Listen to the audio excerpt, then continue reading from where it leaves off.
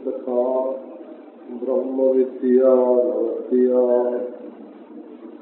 ज्ञानं सर्वात्मभानं तिरस्करहितकृच्छेमपि शान्तिभूषा आश्चर्यं चारुचर्या जननयनमनोमोहनमुक्तमर्या सम्पूर्णानन्दतीर्थं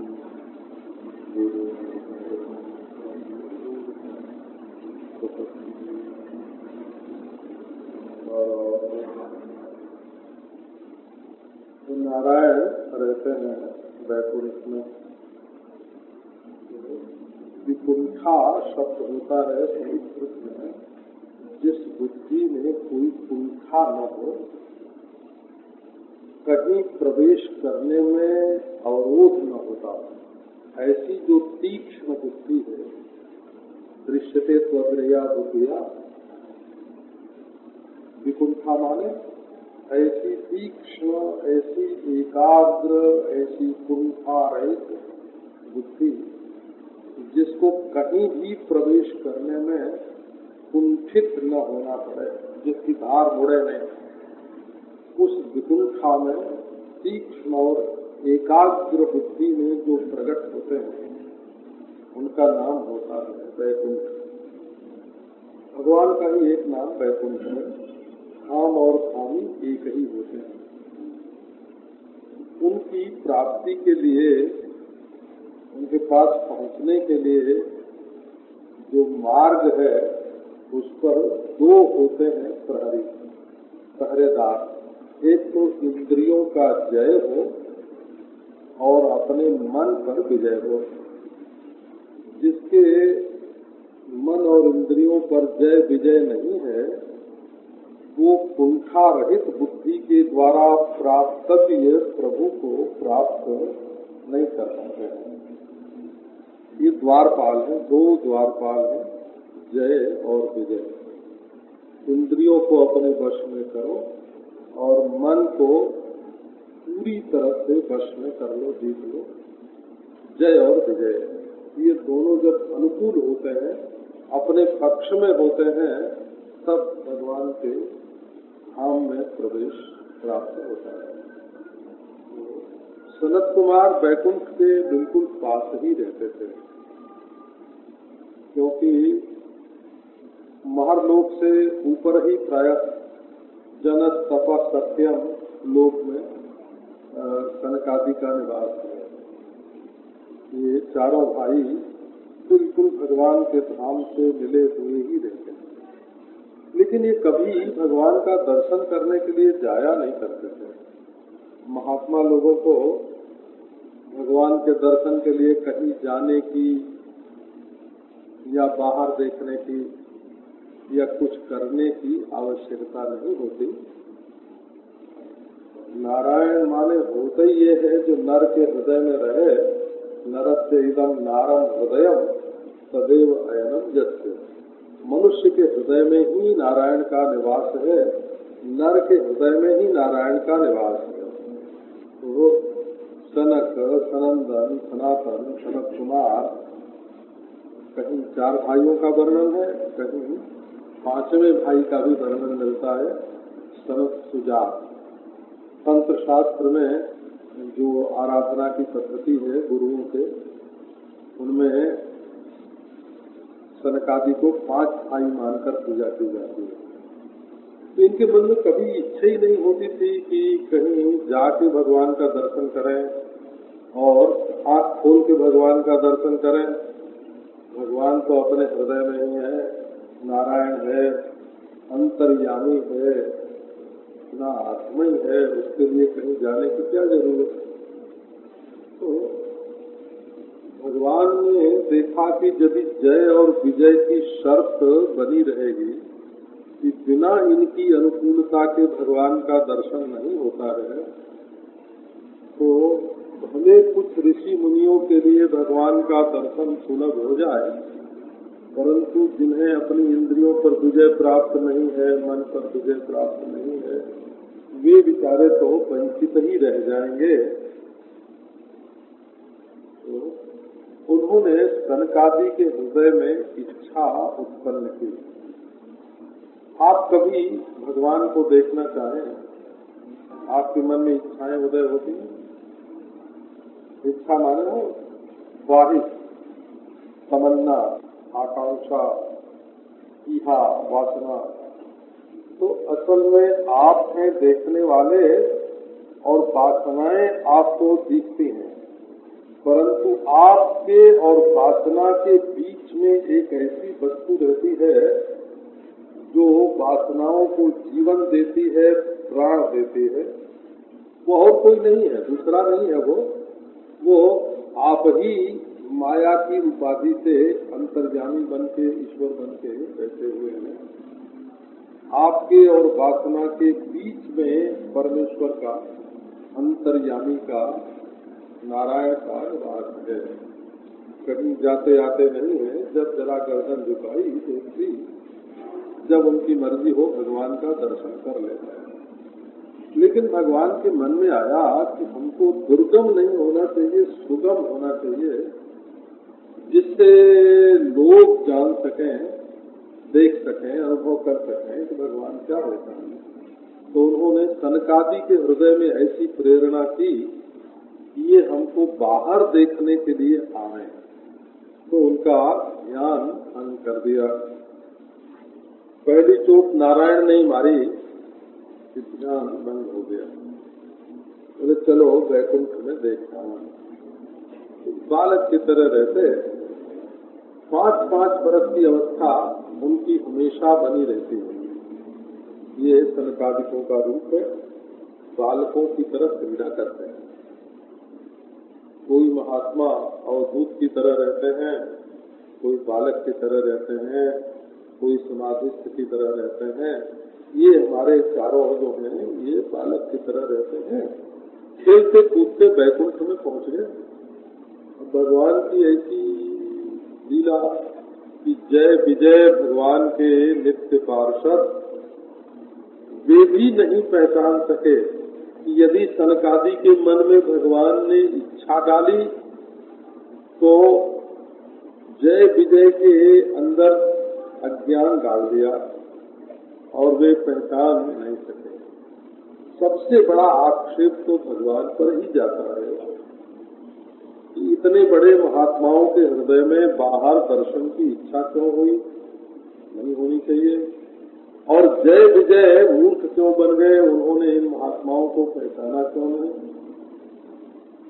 तो ये सब भगवान की ही लीला है।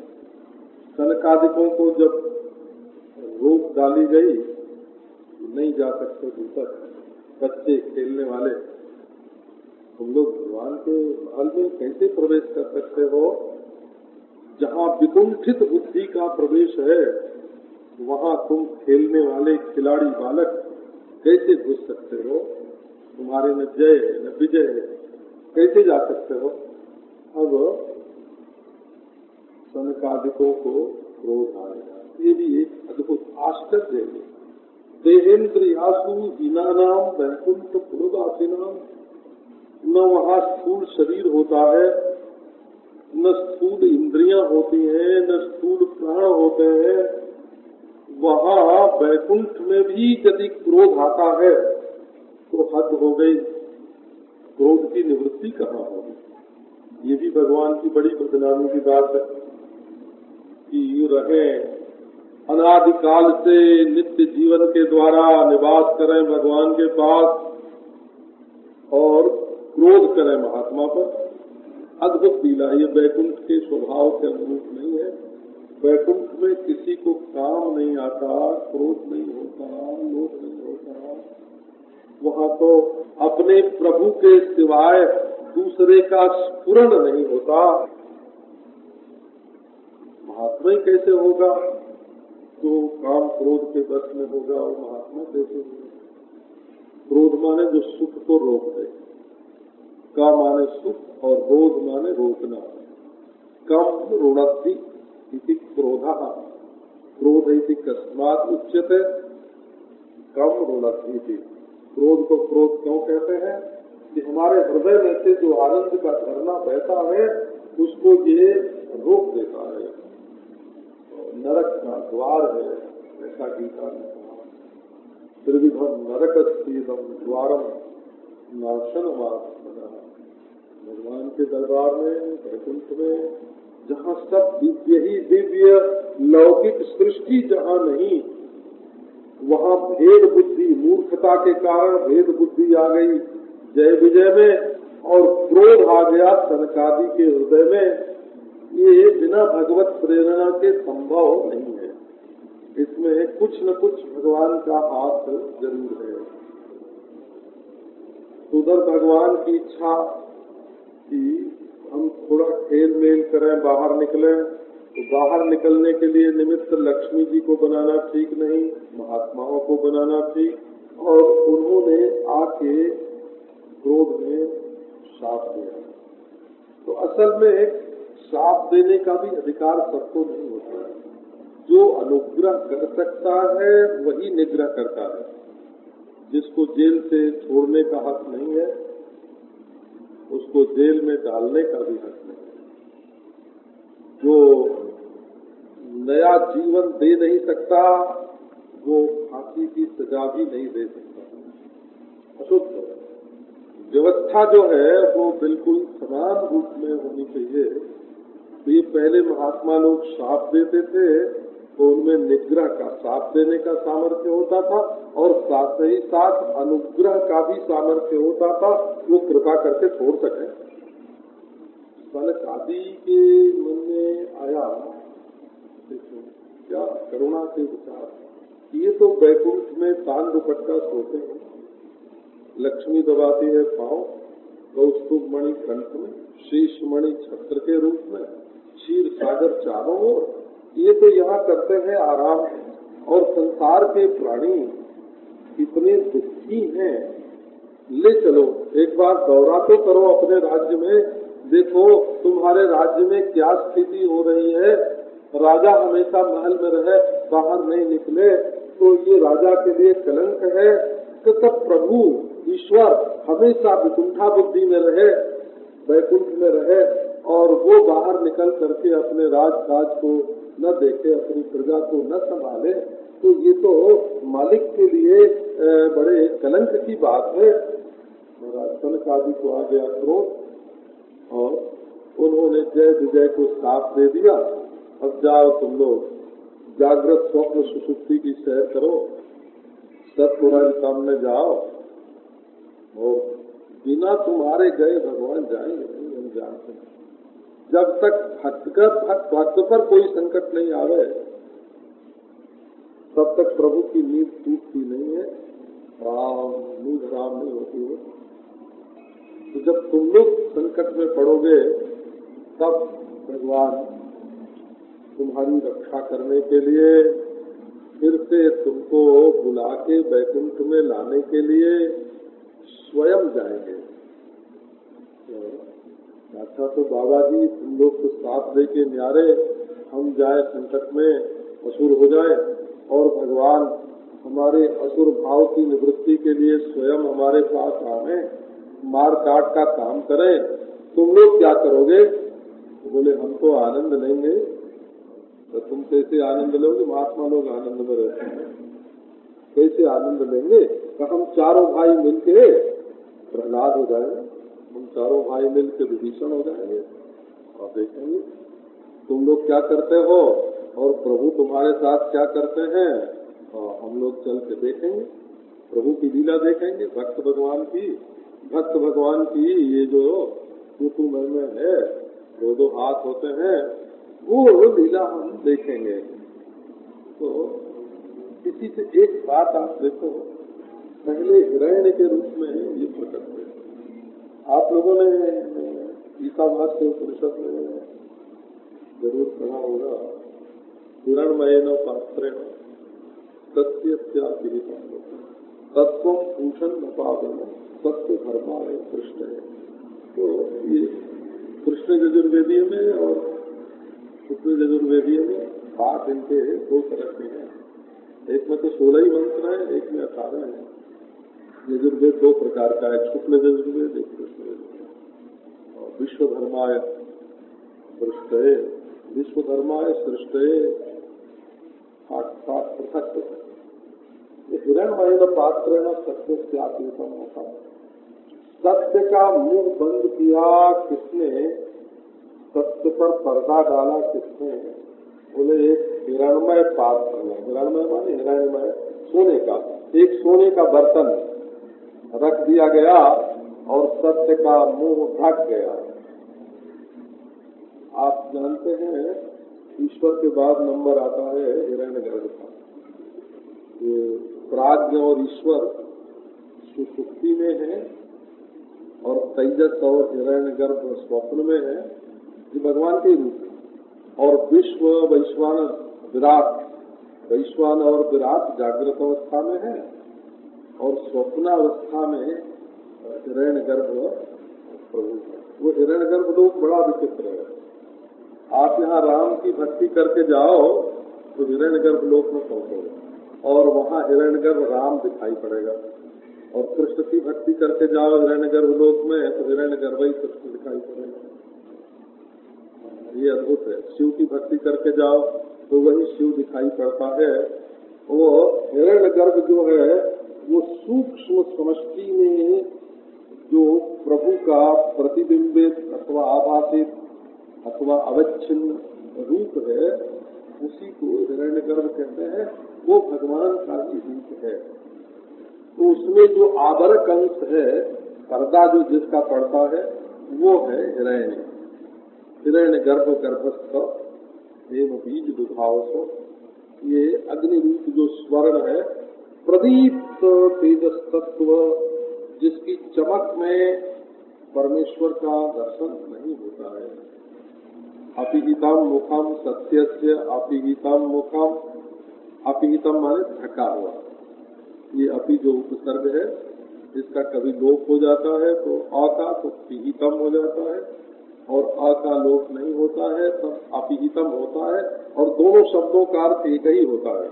ये भी अद्भुत है कि अपिहितम बोलो चाहे पिहितम बोलो, वष्टि भागुरिदम लोपम अवाप्यो हो उपसर्गयो हो, और अपि उपसर्ग के आकार का कभी कभी लोप हो जाता है तो पिहितम अपिहितम ऐसे होता है, दोनों रूप होते हैं। अब महाराज जो थक गया तो ऐसा आच्छादन हिरण्य का आया, हर्जते आपणात आपणम प्रति, जो एक बाजार से दूसरे बाजार में जाए उसका नाम होता है हिरण्य, जो रूप अपना बदले उसका नाम होता है हिरण्य।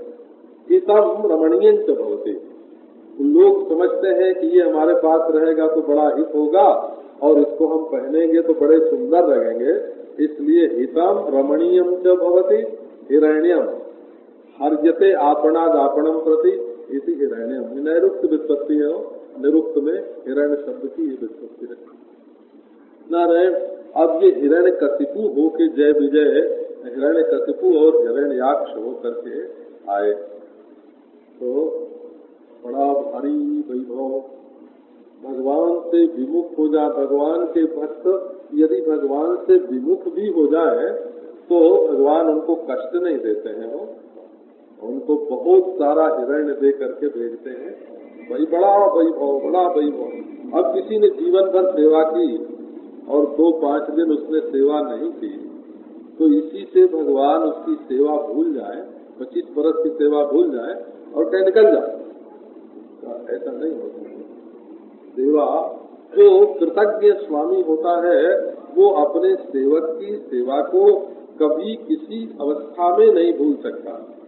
अच्छा भाई, आसुर भाव आ गया तो हिरण्यं कशिपुर जस्य, सोने की सेज बनी हिरण्यकशिपु के लिए, उसका सारा आराम गाह जो था, सारा उसका माल और सारी उसकी व्यवस्था स्वर्ण प्रधान थी, इसलिए उसको हिरण्यकशिपु बोलते हैं।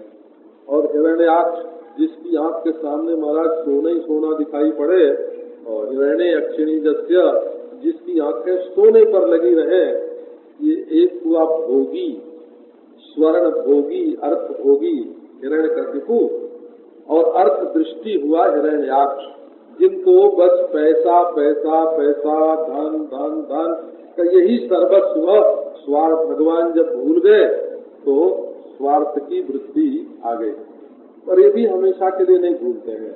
और एक बात और है कि यदि भक्त भगवान को भूल भी जाए, गच्छतः स्खलनम क्वापि भवत्येव, जब आदमी रास्ते में चलता है तो कहीं न कहीं उसके पांव पिछल जाते हैं, जो अपने स्वरूप को भूल जाता है, भगवान के स्वरूप को भूल जाता है।